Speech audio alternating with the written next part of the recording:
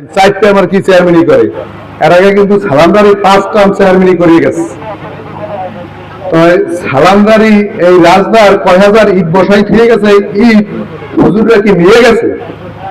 Hair একটা ইট দেখান যে সালামদারি আনতে 200 ইট বসাই ঠিক গেছে।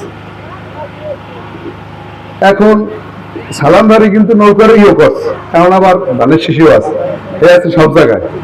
তাই নৌকার সময় তো কিছু এনে কাজ করতে পারতে, কিন্তু হুজুররা ওই জায়গা দিয়া রাস্তা কিন্তু এই পর্যন্ত আনছে।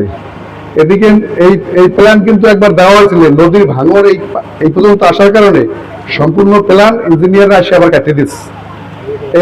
এই দিক দিয়ে অনেকগুলো কল হয়েছিল সাবমার্সিবল সহ, মানে সরকারিভাবে সাবমার্সিবল বসাইয়া উপরে 1000 লিটারের ট্যাঙ্কি দিয়া তারপর কল বসাই দিয়ে যাইবে। এরকমের 20-25টা কল চরমোনা ইউনিয়নে পাস হয়েছিল। চরমোনা ইউনিয়নে আইয়া চারিদিকে নদীর ভাঙন দেখে সব কলগুলো বাদ হয়ে গেছে। কারণ একটা সরকারি প্রজেক্ট, একটা কল বসাইতে গেলে 1 থেকে 1,10,000 টাকা লাগে সাবমার্সিবল সহ। কিছু এমনি আমাকে উপরে আওয়ামী লীগ খেপা, তারপর আর একটা সূত্র দিয়ে যে আপনি তো চারিপাশে ভাঙন, এই কারণে আপনাকে ওই জায়গায় সাবমার্সিবল কল হইবে না। কিন্তু কল হয়েছে কিন্তু অনেক জায়গায়, এদিকেও অনেক কল কিন্তু সরকারি কল হয়েছে। রাস্তা এদিক দিয়ে কিন্তু কাঁচা মেরামত হয়েছে কয়েকবার। এদিকে নদীর চাপের ভাঙনের কারণে রাস্তা ভেঙে যায়। একটা ইঞ্জিনিয়ার আসলে কিন্তু একটা রাস্তা হওয়ার আগে কিন্তু ইঞ্জিনিয়ার 2-3 বার আসিয়া দেখে যে রাস্তার স্ট্রাকচার ঠিক আছে কিনা। চেয়ারম্যান মাটি দিয়ে থুয়ে যায়, ওদিকে নাই ধরি চারিপাশে, এর কারণে আজকে কিন্তু সব মাটি ধরে কিন্তু নিয়ে যায়। আইলে সরকার কয় যে না, ও জায়গায় যে রাস্তা বরাদ্দ হয়েছে রাস্তার উপযোগী না, কারণ রাস্তা আগেই ভাঙা, কাঁচা রাস্তাই কমপ্লিট হয় না, এই কারণে কিছু কাজ হয় না। তারপর ধরেন একটা কাজ আনতে গেলে চেয়ারম্যানের দৌড়ইলে বরিশাল জেলা পরিষদ পর্যন্ত, একজন এমপি হইলে হে ইসে একটা দিতে পারে।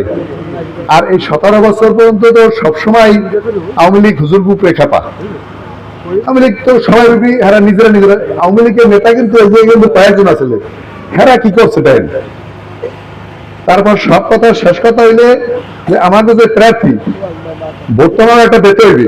আমরা কিন্তু 16-17 বছর পর্যন্ত ভোট দিতে পারিনি। ভোট দিতে গেলেও আপনার ভোট দেওয়া হয়ে গেছে, আমার ভোট দাদা দিয়েছে না কেটা দিয়েছে না কইতে না। আমাকে কিছু কিছু ব্যক্তি বিশেষ ভোট আমরা প্রথম জায়গায় দিছি, আমাকে তো আর কইতে না যে আপনাকে ভোট হয়ে গেছে। মানে সাধারণ অনেক মানুষের গেলে আমার ভোট দেওয়া হয়ে গেছে, তো হ্যাঁ গো ভোট কেটে দিয়েছে দাদাই দিয়েছে, ভোটই দিতে পারেন না। এখন একটা সুযোগ আইছে ভোট দেওয়ার, ভোট তো একটা দিতেই হইবে। যদি আমি কমনে যে আপনারা আত্মা খাইবেন, আপনাকে তো দেখতে চাল্লাই দেখেন একটা পাগলের যদি একটা মোয়া দেন, মোয়াটা যদি রাত্রে মাটিতে পড়ে যায়, 2টা লাড়া দিয়ে কিন্তু খায়, ও কিন্তু পাগল। তাই আপনাকে মাথায় তো বিবেক আছে যে ভোট একটা দেবো, আপনি যদি বিএনপিতে ভোট দেন, আপনার এই পরের দিন কি বস্তা করে চাল দিয়ে যাবে ঘরে? আত্মা খাই দিলে দেবে? কিন্তু এই যে দেখেন এই খালি 5ই আগস্টের পর চারিদিকের খবর তো আজকাল তো যে একবারে কিছু জানে না, হেও কিন্তু সব পাশে আর একজন মোবাইল চালাইলে দেয় কি দেয় কয়েক দেয় কোপাকুপি চলতে আসে কেমনি। চরমোনা এরকম কোন নজিরবিহীন কোন ঘটনা শুনছেন? 5 তারিখের পর কৃষ্ণ হুজুর আমাকে ডাকিয়ে কইছে, তোমরা তো কোন জায়গায় কোনো উশৃঙ্খল করবাই না,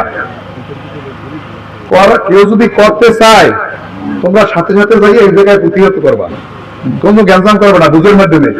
ওই যে একটা লোক বেরিয়েছে দাঁড়ান তো দাদা, এই লোকের বাড়িঘর কিন্তু সিলিন্ডারের সবাই আপনারা 6 তারিখ না জানো 7 তারিখের বাড়িঘর কিন্তু ভাঙচুর করে দল করার লাইনে গেছিল।